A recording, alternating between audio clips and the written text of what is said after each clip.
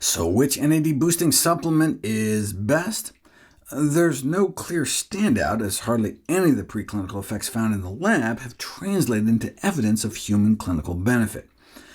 Perhaps this failure is to be expected, given the complexity of NAD physiology, with its juggling of multiple precursors, production pathways, and recycling routes.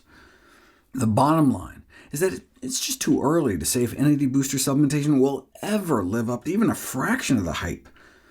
Many more, larger, and longer-term studies are necessary to establish safety and efficacy.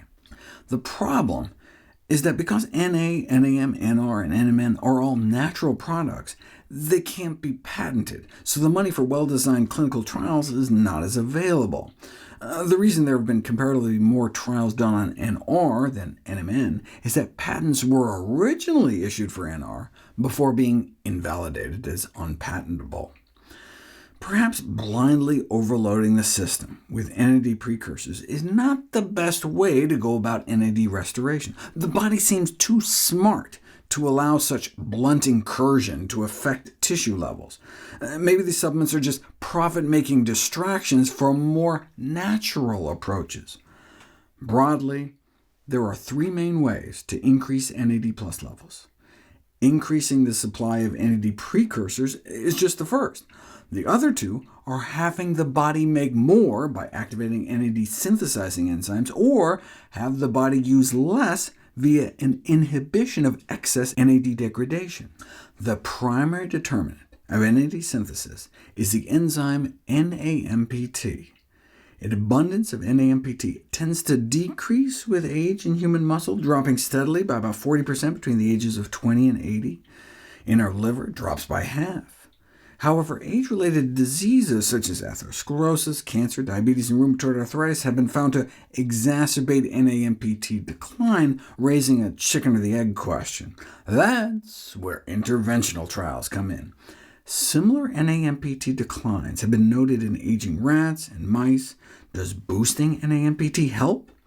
Increasing NAMPT, or its species equivalent, increases the lifespans of yeast, fruit flies, and rodents.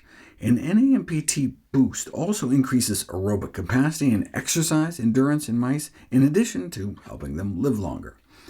Enhanced expression of NAMPT increases the NAD levels in the muscles in mice comparable to feeding them dietary NAD precursors. But if you remember, NAD precursors don't seem to be able to affect NAD muscle levels in most people. In fact, such supplements can actually suppress NAMPT while boosting that methylating enzyme to rid the body of the excess. In addition to methyl depletion, chronic administration of these supplements could potentially leave people worse off should they ever stop them. There is, however, a way to naturally boost NAMPT and NAD levels in humans without any supplements: exercise. Athletes have about twice the NAMPT expression in their musculature compared to sedentary individuals. To prove cause and effect, sedentary men and women started a stationary bike exercise protocol, and within 3 weeks, NAMPT levels increased by 127%. Resistance training can also increase NAMPT, and this can also translate into a 127% increase in muscle NAD levels and a rise in sirtuin activity.